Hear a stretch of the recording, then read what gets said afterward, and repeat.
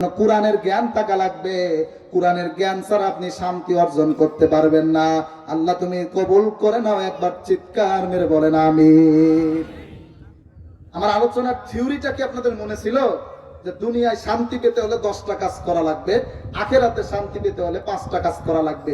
এই আয়াত হচ্ছে রব্বানা আতিনা ফিদ দুনিয়া হাসানা ওয়া ফিল আখিরাতি হাসানা ওয়া কিনা আযাবান্নার ওয়া মিনহুম মান ইয়াকুলু মুজারের আলোচনা, বর্তমান ভবিষ্যৎ, প্রেজেন্ট ফিউচার, মানে বর্তমানও শান্তি দেবে আল্লাহ, ভবিষ্যতেও শান্তি দেবে। ভবিষ্যৎ হচ্ছে আখিরাত, ওয়া ফিল আখিরাতি হাসানা, আখিরাতেও আপনাকে শান্তি দেবে, ওয়া কিনা আযাবান্নার, কঠিন ওই জাহান্নাম থেকে আপনারা মুক্ত করে দেবে। সুবহানাল্লাহ। একটু জিকির করেন লা ইলাহা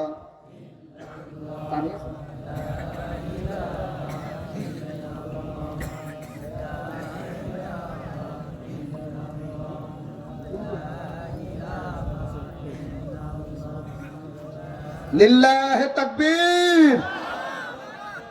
এখান থেকে কানোটিয়া কয় কিলো? আমাদের ভাই কানোটিয়া পার হয়ে গেছে। একটু মন থেকে বলেন আলহামদুলিল্লাহ। তাহলে বলেন যে যারা গুজব ছড়াইছিলেন যে আসবে না, আমারে ফোন দিয়ে আমার নানার নাম যেন কি রাজ্জাক, না আব্দুর রাজ্জাক মাস্টার, আমার নানা, তার পরিবারতে ফোন দিয়ে জ্বালাইতেছে হুজুর কে আসবে, অনেকে বলতেছে আসবে না। এখনো বিশ্বাস হয় না। ঠিক আছে, আমার বাবার কথাও ঠিক আছে। অনেক বক্তা তো আবার পথের থেকে ফিরে চলে যায় না। ঠিক আছে, আলহামদুলিল্লাহ বলেন। শোনেন, আগামীতে যে কোনো বক্তা আনতে হলে একটু কষ্ট করে, যারা যে প্রতিষ্ঠানে আনে রাতে আনবে। কথাটা বুঝতে পারছেন? এই পরিবারের মাহফিল এই জন্য একটা দিনে দিছি, রাতে আনবেন, বড় মাঠ করবেন, লক্ষ লক্ষ মানুষের সমাগম করবেন, কোরআনের সঠিক মেসেজটা দিয়ে দেবেন। আরে বাতেলরা ওরা বিরিয়ানি নিয়ে আসবে, টাকা দেবে, নারী দেবে, গাড়ি দেবে, এরপরে লোক জড়ো করে। একটু তাকায় দেখো না, এই সোনার মানুষগুলো বিরিয়ানিও নাই, টাকাও নাই, গাড়ি নাই, নিজের পকেটের টাকা খরচ করে কোরআন শুনতে আসছে। আলহামদুলিল্লাহ।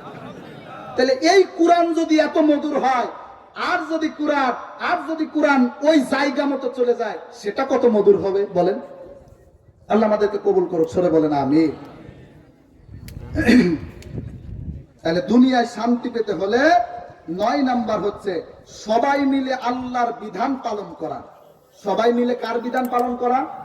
আল্লাহর বিধান পালন করা। পারবেন না সবাই? ইনশাআল্লাহ আল্লাহর বিধান পালন করবেন। 10 নাম্বার কর্মঠন হওয়া, কাজে কর্মে কাজ করবেন। ভাই, এখানে যদি কোনো শিক্ষক থাকে, আপনার যদি 8 ঘন্টা ডিউটি থাকে, এই 8 ঘন্টা আল্লাহর কাছে ইবাদতের একটা টাইম। সঠিকভাবে পালন করবে, আল্লাহর কাছে 8 ঘন্টা ইবাদতের সওয়াব পাবেন। সুবহানাল্লাহ বলেন। এখানে যারা আলেম আছেন এবার বলেন ওয়াইলুল লিল মুতাফফিফিন, এই আয়াতের ব্যাখ্যা কি একজন বলেন তো একটু? যারা ওজনে কম দেয় এরা ওয়াইল নামক জাহান্নামে থাকবে। আমার হয়তো আপনারা এইটুক পড়ছেন, ব্যাখ্যা কয়জন পড়ছেন আমি জানি না। তাফসিরে তাবারি খুলে দেখেন, বাইহাকি খুলে দেখেন, সিরাত ইবনে হিশাম খুলে দেখেন, কি আসছে জানেন? এর ভিতরে শিক্ষকরাও আসছে। ওরা তো ওজনে কম দেয়, শিক্ষকরা জ্ঞান নেওয়ার সময় যারা বেশি নেবে, প্রাইভেটে যারা দেওয়ার সময় কম দেবে। কথাটা কি বুঝতে পারছেন? যে সমস্ত শিক্ষক ছাত্র জীবনে বেশি নেয় আর কোচিং খোলার সময় কম দেয়, আছে না এরকম? এই শিক্ষকগুলো ধরা খাবে। চাকরি যারা করতেছে, ডিউটি 8 ঘন্টা, 6 ঘন্টা করে চলে গেছেন, যদি অসুস্থ হয় ভিন্ন কথা, ফাঁকি দিয়ে চলে গেছেন, এটাও একটা ইবাদত। যদি করতে পারেন আল্লাহর খাতা আপনার নেকি উঠবে। একবার আওয়াজ দিয়ে বলেন আলহামদুলিল্লাহ। আখিরাতের 5টা বলে আমি শেষ করে দেবো, যেহেতু ভাই চলে আসছে, হয়তো সরাসরি মঞ্চে আসবে।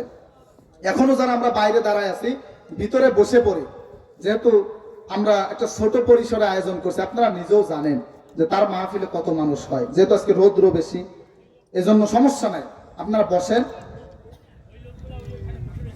ওই যে লোকগুলো বসে আছে হয়তো একটু মুরব্বী, রোদে কষ্ট পাবে, যদি পারেন আসেন। আর যারা দাঁড়ায় আছে ভিতরে বসবেন। স্বেচ্ছাসেবক যারা আছেন, আমি এখানে আসছি 2টা কথা বলার জন্য এবং পরিবেশ করার জন্য। আগের বক্তা যদি পরিবেশ না করে, প্রধান বক্তা কষ্ট পায়। এজন্য যারা আছেন, আমি মূলত আসছি পরিবেশ করার জন্য। আর যারা ভলেন্টিয়ারের দায়িত্বে আছেন, আলম মামা, আপনি সবাইকে একটু ভালোবেসে, কাউকে ধমক দেবেন না, কোনো ছোট বাচ্চা অন্যায় করলেও ধমক দেবেন না, ভালোবেসে বেশে বসায় দেন ইনশাআল্লাহ। আল্লাহ আমাদেরকে কবুল করুন। আখিরাতের হাসানা হচ্ছে 5টি। যদি আখিরাতে শান্তি পেতে চান 5টি কাজ করা লাগবে। 1 নাম্বার, মৃত্যু যেন ভালো হয়। ভালো মৃত্যু তো ওইটা যেটা গলায় দড়িতে মরে, হ্যাঁ, বিষ খেয়ে মরে। ভালো মৃত্যু ওইটাই, ভালো মৃত্যু ওইটাই যেটা সিজদায় পড়ে মরে, জিকিরে মারা যায়। এজন্য মৃত্যু ভালো হওয়া লাগবে। আপনার মৃত্যু ভালো না হইলে আখিরাতে শান্তি পাবেন না। পিওর ভালো হওয়া লাগবে, মৃত্যুটা ভালো হওয়া লাগবে। এই জন্য হাদিসে আসছে, সব সময়ের জন্য আপনার মনে তামান্না থাকবে, আল্লাহ তুমি আমার শহীদ করো। কি করো? শহীদের মর্যাদা দান করো। কোন ব্যক্তি যদি প্রতিদিন একবার করে বলে আল্লাহ তুমি আমার শহীদে মৃত্যু দাও, আল্লাহ তুমি আমার শহীদে মৃত্যু দাও, ও যদি স্বাভাবিকও মৃত্যুবরণ করে আল্লাহ তার শহীদের নামে খাতায় তার নামটা উঠায় দেয়। এটা সবসময় মনে রাখা, এটা যে আল্লাহ আমাকে শহীদ করো। মরতেই হবে যখন শহীদে মরণ দিও আমাকে। মারহাবা বলেন। সবসময় পারবেন না ইনশাল্লাহ, যে আল্লাহ আমাকে শহীদ বানাও। এক নাম্বার গেল। দুই নাম্বার, কবর যেন ভালো হয়, কবর যেন ভালো হয়। ও ভাই, এদেশে আমার বয়স মাত্র 27 বছর। আল্লাহ রহমতে ওয়াজের সিজনে 60টা জেলা সফর করে দেখলাম অনেকের কবর 5 তলা, 8 তলা, 10 তলা এরকম উঁচু করে থুয়ে দিয়েছে। অথচ যারা এখানে হজ করেছে তাদের কাছে জিজ্ঞাসা করেন, হযরত ওমর রাদিয়াল্লাহু তাআলা আনহু তার কবরটা একটা পাথর পড়ে আছে। হযরত উসমান রাদিয়াল্লাহু তাআলা আনহু তার কবরে একটা পাথর পড়ে আছে। যে মানুষগুলো দুনিয়াতে জান্নাতের সার্টিফিকেট পেয়েছে তার কবরের উপরে পাথর পড়ে আছে। আর এই দেশে সিটার বাটপার মরে যায়, ওর কবর 14 তলা করে। কথা বল না কে? কবর পাকা করা যায় নাই, পর হেফাজত করা যায় আছে। এটা মুসলিমের হাদিস। নেন আমার হাদিসটা খণ্ডন করেন দেখি। কবর পাকা করা যায় নাই, হেফাজত করা যায় আছে। পশু না ঢোকে, কুকুর না ঢোকে, হেফাজত করবেন। আমি আপনাকে বলি, ভিতর যদি ভালো হয়ে যায় উপরে ভালো করে লাভ নাই। গত 15 বছরে এই দেশে যত কবরে ফুল দিয়া হয়েছে আমার মনে হয় তলে আগুন ধরায় উপরে ফুল দিয়ে লাভ আছে। এজন্য আমি যা বলতেছি, কোন কবরে ফুল দিয়েন না, কোন কবরে আপনারা হাত জোর করে এরকম সেবা করেন না, কোন কবরে পেঁয়াজ করায়েন না, কোন কবরে যে সেজদা দেবেন না। সেজদা একজনের পায়ের উপরে হবে। চিল্লায় বলো তিনার নাম কি? আল্লাহ ছাড়া সেজদায় দুনিয়ার কারোর কদমে হতে পারে না। আল্লাহর কদমেই সিজদা হবে। এই পৃথিবী সিজদা পাওয়ার যোগ্য কেউ না, সিজদা পাওয়ার যোগ্য একজন। চিল্লায় বলো তিনি কে? এজন্য কবরটাকে ভালো করেন। 3 নাম্বার, হাসর ভালো হওয়া লাগবে। 3 নাম্বার কি ভালো হওয়া লাগবে? হাসর। যার হাসর ভালো হয়ে যায় তার সবই ভালো হয়ে যায়। এখন একটা কঠিন একটা মেসেজ আছে, আমার দিকে তাকান। শিক্ষার জন্য, শিক্ষার জন্য বলতেছি, আমার দিকে তাকান। আপনার সম্পর্ক যার সাথে কিয়ামতে হাসর হবে তার সাথে এরকম একটা প্রচলন শুনি, কিন্তু এটা ঠিক আছে। আপনি আজীবন যে নেতার পিছনে স্লোগান দিলেন, ওই নেতা যদি জাহান্নামে যায় আমার বিচার করার আল্লাহ টাইম আছে? আমি যারা আদর্শ মনে করেছি, এদেশে অনেক মাইকে হাত ধরে বলে আমরা অমুক বাবার আদর্শ নিয়ে রাজনীতি করি, আমরা অনেক বাবার আদর্শ নিয়ে রাজনীতি করি। আর আমাদের সৃষ্টিকর্তা আল্লাহ, আমাদের আদর্শ হচ্ছে নবী, ঠিক কিনা? আমাদের সৃষ্টিকর্তা আল্লাহ, আমাদের আদর্শ নবী। নবী যেভাবে চলেছে আমরাও সেইভাবে চলার চিন্তা করি, যদিও সেইভাবে পারি না, থিওরি মেনে চলি। এজন্য আপনার কাছে বারে বারে বলি, হাসর যেন ভালো হয়। আরে হাদিসে আসছে, বুখারীর বর্ণনা, সম্পর্ক লাগবে না। এই দেশে যারা খারাপ আদর্শ লালন করে তাদের কাছে যদি চা খাও তাও তোমার 12টা বাজবে। তাদের সাথে যদি তুমি সম্পর্ক করো তাও আপনার ঝামেলা হবে। এই জন্য ইমাম সাহেব লাগবে না। সমাজের পরিবারে অনেক লোক আছে, হাজী সাহেব আছে, অনেক ভালো মানুষ আছে, তারা ভালো মানুষ। সম্পর্কটা তাদের সাথে করেন। সম্পর্কটা, বন্ধুত্বটা এটা দুনিয়ার বিষয় না, এটা আখিরাতের বিষয়। এজন্য হাসর যেন ভালো হয়ে যায়। কিয়ামতের কঠিন ওই আযাব সহ্য করতে পারবেন না। সবাই হাউমাউ করে চিৎকার মারবে। মা বলবে, সন্তান আমার তো দুনিয়ায় বিয়েই হয় নাই, তুই আসলি কোত্থেকে? বাবা বলবে তুই আসলে কোত্থেকে, আমার তো দুনিয়ায় বিবাহ হয় নাই, তুই আসলে কোত্থেকে। ছোট্ট একটা ঘটনা বলে আমি শেষের দিকে চলে যাব, ভাই হয়তো চলে আসছে। হযরতে হুসাইন রাদিয়াল্লাহু হাসর সম্পর্কে একটা ঘটনা মনে পড়ে গেল। হযরতে হুসাইন রাদিয়াল্লাহু তাআলা আনহু তিনি অর্ধজাহানের খলিফা ছিলেন, রাষ্ট্রনায়ক ছিলেন। তার সন্তানের নাম আব্দুল্লাহ। সকালবেলায় মক্তবে পড়তে গেছে, যাই দেখে হুসাইন পাশে বসে আছে। হুসাইন ওপর থেকে বারে বারে কলমটা নিচে ফেলে দেয় আর বলে, আব্দুল্লাহ উঠায় দাও। একবার নয়, দুইবার নয়, তিনবার কলমটা উঠায় দেছে আর বারে বারে বলতেছে, আমি কি তোমার চাকর নাকি, বারে বারে অর্ডার করো। হুসাইন বলতেছে, তুমি চাকর না, তুমি চাকরের বাচ্চা, চাকর।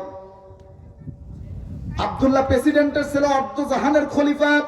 আর হযরতে ওমরকে জানে যে রাস্তায় একবার যাইতো 40 দিন পর্যন্ত ওই রাস্তায় শয়তান যেত না। সুবহানাল্লাহ বলতে ইচ্ছা করে না?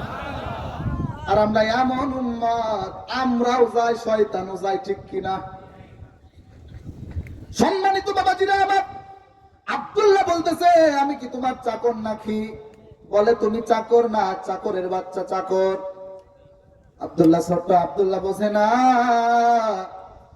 অর্ধজাহানের খলিফা চাকরের বাচ্চা, চাকর বলেছে, তার তো মাথা ঠিক নাই। বাবার কাছে যে বলে দেছে, আমি আর মক্তবে যাব না, আমাকে হুসাইন চাকরের বাচ্চা, চাকর বলেছে।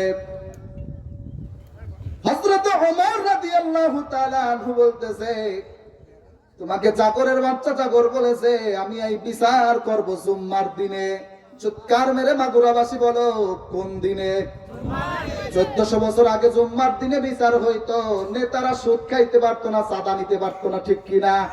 আর এখন আম গাছতলা বাজারে বিচার হয়, সকালের বিচার রাতেই কমপ্লিট। কথা কন না কে? বলে, আমি এই বিচার করব জুম্মার দিনে। জুম্মার দিন বলতেছে, হুসাইন আছো নাকি? বলে, হ্যাঁ। দাঁড়াও, আমার ছেলে আব্দুল্লাহরে তুমি চাকরের বাচ্চা, চাকর বলেছো? বলে, হ্যাঁ। কেন বলেছো? হুসাইন বলতেছে, হযরতে ওমর রাদিয়াল্লাহু তাআলা আনহু, আপনি বুকে হাত দিয়ে বলেন, আপনি আমার নানার খাদেম ছিলেন না? আল্লাহু আকবার। কথাগুলো বোঝেন? আপনি বুকে হাত দিয়ে বলেন, আপনি আমার নানার খাদেম ছিলেন না? নানাকে হযরত ওমর রাদিয়াল্লাহু তাআলা আনহু চোখের পানি ছেড়ে দিয়ে কান্দে আর বলে, সত্যি কথা বলো, তুমি কি কথাটা লিখে দিতে পারবা? যে মানুষটা জান্নাতের সার্টিফিকেট পেয়েছে, ওই মানুষটা কিভাবে আল্লাহকে ভয় করে দেখছেন? হযরত হুসাইন বলতেছে, কেন পারবো না, আমি নিজে চোখে দেখেছি, আপনি আমার নানার খাদেম ছিলেন। হযরত হুসাইন কাগজে লিখে দিয়েছে, নবী হযরত ওমর আমার নানার খাদেম ছিল, ইতি হুসাইন ইবনে আলী। লিল্লাহি তাকবীর। চিত্র ইসলামপুর ঢুকে গেছে। আলহামদুলিল্লাহ, আলহামদুলিল্লাহ বলেন। এই আওয়াজ, আলহামদুলিল্লাহ বলেন। এই বলেন, আমি রামজা আসতে খুশি না বেজা? আস্তে আস্তে বল। যদি বাইরে আওয়াজ হয় ঝামেলা হবে না তো? এখনো যারা রাস্তায় আছে ভিতরে আসেন। আমার যে ওই 1 বছরের রেশ এখনো কাটে নাই শরীরে। কেমনে ওরা মাহফিলটা বন্ধ করে দিল? আবার আমাদের কাছে ফোন দিয়ে আবার বড় বড় হাদিস দিতেছে। হুজুর, আমরা পক্ষেই ছিলাম যে কেন কি হয়ে গেল, তা আজরাইল বন্ধ করছে। সে হামজা আজকে আসছে, বলেন আলহামদুলিল্লাহ। আমি অনেক টেনশনে ছিলাম, কারণ ভাইয়া বর্তমানে অনেক অসুস্থ, তো আসবে কি আসবে না, আমিও টেনশনে ছিলাম। যাক, চলে আসছে, বলেন আলহামদুলিল্লাহ।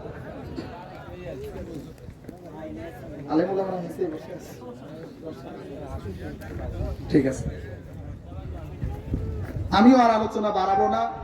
আমিও আর হয়তো 3টা বেজে গেছে, আমি আর 5-10 মিনিট ঘটনাটা শেষ করে, আলোচনাটা শেষ করে আমি যে ভাইকে নিয়ে চলে আসবো। আপনারা একটু বদল টজল দিবেন বা আলেমুলামা একটু কথা বলবেন, আমি ওই ভাইকে নিয়ে চলে আসবো। হ্যাঁ, একটু তাকান, আমি পুরাপুরি শেষ করিনি। আমার এই ভাইরা সামনের কাতারে ভাইরা আমার পুরো আলোচনাটা এই 1 ঘন্টা শুনছে, আলহামদুলিল্লাহ। আরো বলবো না, ঠিক আছে, বলি, সমস্যা নেই। আসে ভাইয়া, চলে আসে এখান থেকে উঠে, যে ভাইয়ের সাথে দেখা করে আসি, করে আসি, ডিস্টার্ব করবেন না, বসেন, সে আসবে এখানে। আহমরি বেশি লোক হয় নাই, সবাই দেখতে পারবেন, সবাই যার সমস্যা পাও করে যাবেন, সমস্যা নেই। আমি তাকে আসর পর্যন্ত রাখবো ইনশাল্লাহ। তাহলে হাসন নিয়ে কথা বলতেছিলাম। হযরতে হুসাইন বলেন, এই যে কাগজে লিখে দিলাম, দেন আমি সাক্ষ্য দিতেছি আপনি আমার নানার খাদেম ছিলেন। হযরতে ওমর বলতেছে, আমি যখন মারা যাব আমার এই কাগজটা কাফনের কাপড়ের ভিতরে দিয়ে দিও। ছোট্ট আব্দুল্লাহকে বলে, বাবা বিচার শেষ হয়ে গেছে। ছোট আব্দুল্লাহ তো বোঝে না, বলে কি বিচার করলে? এত ফাঁসি হওয়া উচিত। হযরত ওমর বলতেছে, আমি যে বিচার করলাম এটা দুনিয়াতেও কাজে লাগবে, আখিরাতেও কাজে লাগবে। একবার চিৎকার মেরে বলো সুবহানাল্লাহ। হযরত হুসাইন বলে, বাবা কিয়ামতের ময়দানে আমার আল্লাহ যখন ডাক দেবে, ওমর আমার সামনে আয়। আল্লাহ কিন্তু একা একা ডাকবেন। ওমর রাদিয়াল্লাহু তাআলা আনহু আমার সামনে আসো, আমি কি জবাব দেব? এই কাগজটা উঁচু করে বলবো, দেখো নবীর নাতি লিখে দিয়েছে আমি নাকি নবীর খাদেম ছিলাম, এই ওসিলা করে তুমি আল্লাহ আমারে মাফ করে দাও। এটাই হচ্ছে হাসর। এই যে সূর্য দেখেন, বাইরে হচ্ছে 1 কোটি ডিগ্রি সেলসিয়াস, ভিতরে হচ্ছে 5 কোটি ডিগ্রি সেলসিয়াস। ওমাগুরার মুসলমান একটু আওয়াজ দিয়ে বলেন, সূর্যের যে তাপমাত্রা এটা দুনিয়া না আখিরাতে? দুনিয়া। এর থেকে 70 গুণ বেশি হবে জাহান্নামের আগুন। এই সূর্যের মুখ কিয়ামত আপনার মাথার উপরে দেয়া হবে, ঘিলুগুলো টকবক করে ফুটতে থাকবে। কেউ আপনাকে চিনবে না, মা বাবু তো চিনবে না, ভালোবাসার বিবি পর্যন্ত আপনারে চিনবে না। আর যে মেয়ে আমার যে মেয়ে হুমায়রা 4 বছর বয়স, 1টা ঘন্টা আলাদা হয়ে গেলে মনে হয় কি হারায় ফেললাম। এই মেয়েও কিয়ামতে আমারে চিনবে না। কিয়ামতটা এমন হবে রে ভাই, আমার বাপ পর্যন্ত আমার ভালোবাসে। মনে করেন আমার মা ভালোবাসে, সে একজন সরকারি চাকরিজীবী, এখন র্যাবে আছে। এমন একটা দিন নাই 5-7 বার আমারে ফোন দেয় না। অথচ আজকে যদি আমি মারা যাই, আমার বাপ প্রথমেই বলবে আসরের আগে দাফন দাও। আমার মা বলবে আসরের আগে দাফন দিয়ে দাও, বাড়ি রেখো না।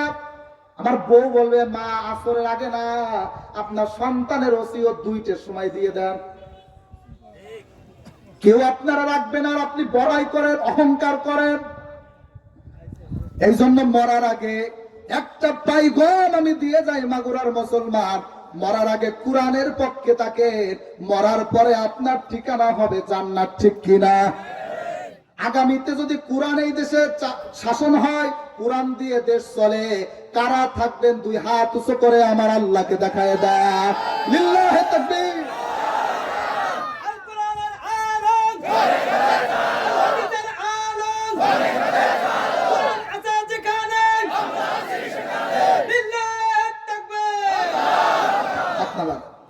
ও ভাই, কোরআন থাকলে কি হয় এটা আপনার মাগুরা দিয়ে একটা দৃষ্টান্ত দিয়ে যায়। আমি কোরআন যদি থাকতো, আল্লাহর কসম করে বলতেছি, আসিয়ার মতো মেয়ে কোনোদিনও ধর্ষিত হইতো না, ঠিক কিনা?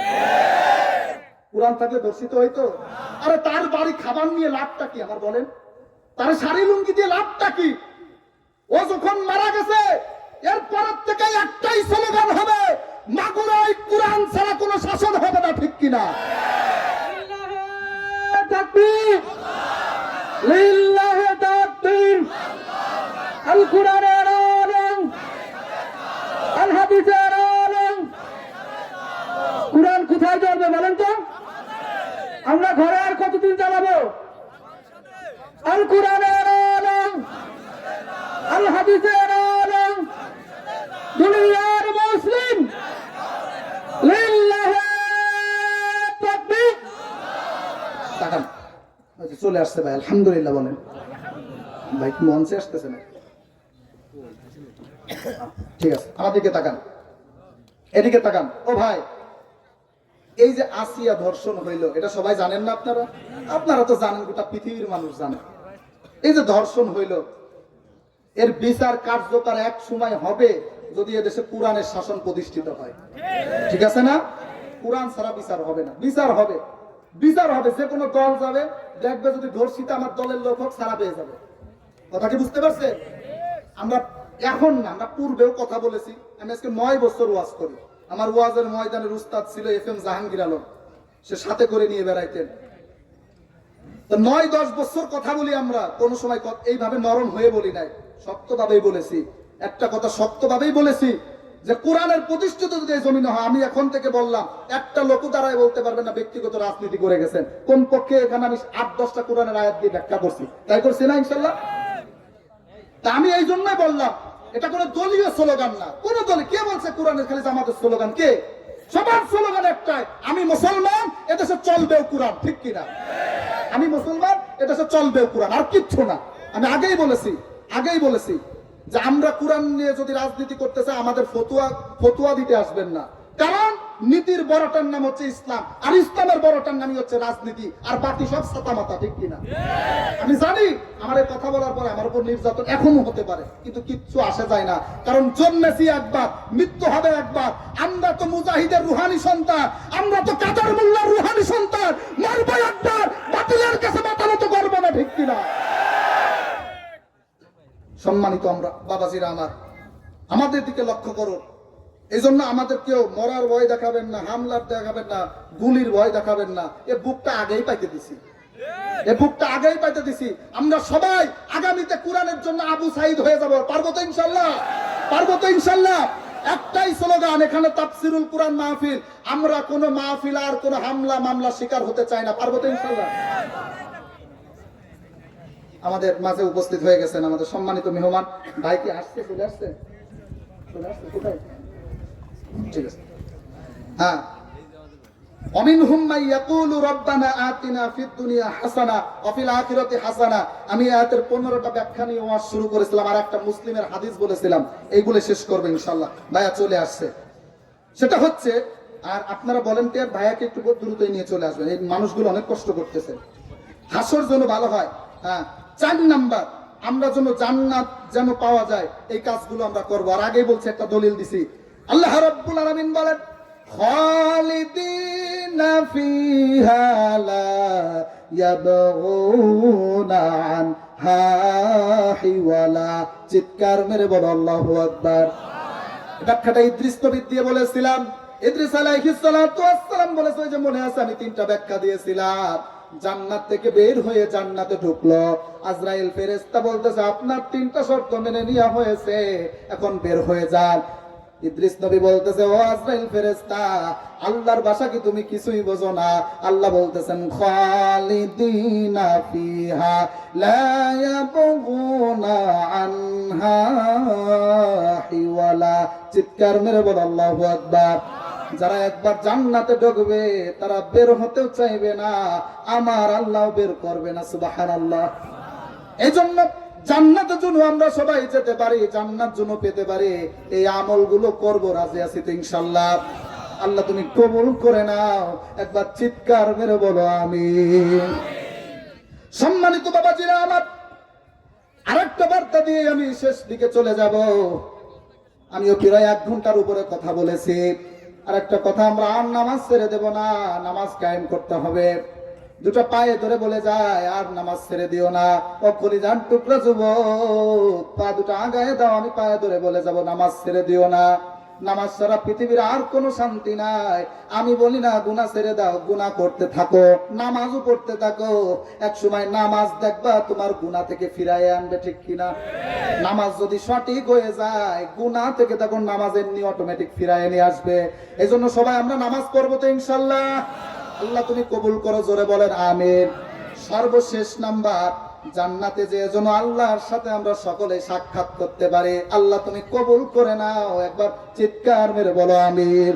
তাহলে আমার আয়াতের মূল ব্যাখ্যা ছিল অমিনহুম মাইয়াকুলু রাব্বানা আতিনা ফিদ দুনিয়া হাসানা ওয়া ফিল আখিরাতি হাসানা ওয়া কিনা আযাবান নার। দুনিয়ায় শান্তি পেতে হলে 10টা কাজ যে বললাম মেনে নিতে হবে, আর আখিরাতে শান্তি পেতে হলে 5টা কাজ মেনে নিতে হবে। এরপরে যদি এই দোয়া করেন, আল্লাহ আপনাকে মুস্তাজাবুদ দাওয়া বানিয়ে দেবে। দোয়া করতে দেরি হবে, আল্লাহ কবুল করতে দেরি করবে না। একবার চিৎকার মেরে বলো আমিন। ওই যে আমাদের হুজুরের গাড়ি আসতেছে, কোনো টেনশন না, আলহামদুলিল্লাহ বলেন। আমার একবারে জানাই ফেলছে, হুজুর আসবে এসে গেছে। ঠিক আছে, এই যে তাকান, ওইদিকে কিছু না আসবে, এখানে উঠে যাবে। শোনেন, ইনশাল্লাহ এই মাটিতে আমরা চাই, আমি আজকে আমার নানার কাছে বলছি যে আমার বাড়িতে আমি পার্সোনাল মাহফিল করি। গত বছর জেল থেকে বেরোয় হামজা ভাই আমার বাড়িতে আসছিল। এবছরও তারেক মনোয়ার ভাই আর হামজা ভাইকে একই দিনে নিছি, আলহামদুলিল্লাহ বলেন। আমি বলছি আমার বাড়িতে যে আসবে ওই দিনই দিনের বেলা আপনার এখানে আসবে। আপনারা সবাই কোরআন শুনতে আসবেন না ইনশাল্লাহ? এবার তারেক মনোয়ারকে ইনশাল্লাহ এখানে আনবো ইনশাল্লাহ, এবার দিনের বেলায়। আমি বলছি রাতে আমার বাড়িতে যে আসবে দিনে আপনার বাড়িতে আমি তার পাঠাই দেবো ইনশাল্লাহ। আল্লাহ কবুল করে বল না আমি এরকম কোরআনের বাণী গল চেনবেন না। আরে মাথায় টুপি যা, আমি আগেই বললাম যে এই যে দুনিয়ার শান্তি, এখানে সবাই শোনেন নাই, দুনিয়ার শান্তি 3 নম্বর হচ্ছে ঐক্যবদ্ধ হওয়া। ঐক্যবদ্ধ হয়ে কাজ করেন, আমাদের কেউ পিছিয়ে রাখতে পারবে না। ঐক্যবদ্ধ হয়ে কাজ করেন, কেউ পিছিয়ে ঠেলেই রাখতে পারবে না। আল্লাহ কবুল করুক, জোরে বলেন আমিন। মুসলিম শরীফের একটা হাদিস পড়েছিলাম, এই হাদিসের ব্যাখ্যাটা দিয়ে আমি শেষ করে দেব, কারণ গরমের ভিতর তো এখন 1.5 ঘন্টা 2 ঘন্টা একটা বক্তার জন্য আলোচনা করা সম্ভব, কিন্তু শরীরে সম্ভব না। এটা রাতের বেলায় হয়তো কথা বলতে ভালো লাগতো। আসুক ভাইয়া চলে আসবে এখনই। মুসলিম শরীফের একটা হাদিস পড়েছিলাম, আইয়ুব আনসারী রাদিয়াল্লাহু তাআলা আনহু হইতে বর্ণিত, মান সামা রমাদান সুম্মা আতবাআহু সিত্তাম মিন শাওয়াল কানা কা সিয়ামিন দাহা। কোন ব্যক্তি যদি রমজানের 30টা রোজা রাখার পর, যেহেতু এটা শাওয়াল মাস এই জন্য হাদিসটা পড়েছিলাম, কোন ব্যক্তি যদি রোজা রাখার পর শাওয়ালের 6টা রোজা রাখে, সেজন্য বিগত 1 বছরের রোজা রাখাকে আল্লাহকে কবুল করে নেয়। রাখতে পারবেন তো সবাই ইনশাআল্লাহ? আমি একটা হাদিস পড়লাম বুখারীতে, এটা আপনাদের উপরে চাপায়ে দেওয়া হয় না যে একবারেই 6টা রাখতে হবে। এখানে আলেমরা আছে, আপনি 1 মাসের ভিতরে ভাঙ্গে ভাঙ্গে রাখতে পারবেন। কথাটা কি বুঝতে পারছেন? এই 1 বছর বলতেছি, 1 মাসের ভিতরে, এই শাওয়াল মাসে আপনি আজকে একটা রাখলেন, 2 দিন পরে আর একটা রাখলেন। হুজুর এমনি কষ্ট হয়ে গেছে, লাস্টের 4 দিন যে আসা আবার শাওয়াল না রাখবেন, 1 বছরের রোজা আল্লাহ কবুল করবে এই 36টা রাখলে।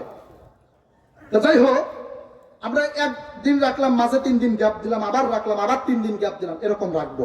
মা বোনরা যারা আছেন, আল্লাহ প্রদত্ত যাদের অসুস্থ দিয়েছে মা বোনদের, কারো 3 দিন, কারো 5 দিন, কারো 7 দিন, এরাদের অনেক প্রশ্ন থাকে, হুজুর আমরা কি আগে ওই কাজা রোজা রাখবো না শাওয়াল মাসের রোজা রাখবো? এখানে আলেমরা আছেন, আগে হচ্ছে আপনি শাওয়াল মাসের রোজাটা রাখবেন, তারপর আস্তে আস্তে কাজা রোজাটা রেখে ফেলবেন। কাজা রোজাটা রাখতেই হবে আপনার, কিন্তু শাওয়াল মাসের রোজাটা রাখবেন। শাওয়াল মাসের রোজার আমল আলাদা, কাজার রোজার আমল আলাদা, এটা রাখবেন। এটা দুইটাই ডিফারেন্স। এই জন্য এই যে শাওয়াল মাস চলতেছে, এটা কিন্তু আমলের মাস, এটাও কিন্তু একটা দামি মাস। এই মাসটা হেলাই খেলাই পার করে দিয়েন না। মুফাসসিরগণ বলেন এই মাসটা অনেক দামি মাস। আমি যে 15টা পয়েন্ট আজকে আলোচনা করলাম, যে মুসলিম শরীফের যে হাদিস নিয়ে যে সম্পর্কে কথা বললাম, আল্লাহ পাক রব্বুল আলামিন আমাদেরকে এবং আপনাদেরকে এই অনুযায়ী, এই তথ্য অনুযায়ী আমল করার তৌফিক দান করুন। সকলে বলেন আমিন, আরো জোরে বলেন আমিন। জিকির করে লা ইলাহা লা ইলাহা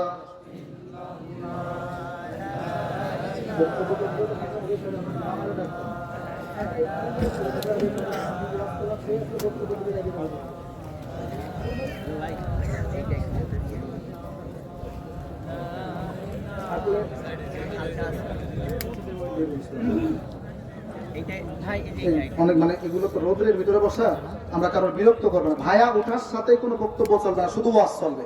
কথা ঠিক আছে না? শুধু ওয়াজ চলবে। এখন যদি কারো থাকে 2-4টা কথা এখনই বলে ফেলতে হবে, হয়তো ভাই নাস্তা করবে, এখনই বলে ফেলতে হবে। আপনারটা আমারটা কি বেশি নাকি দেখেন?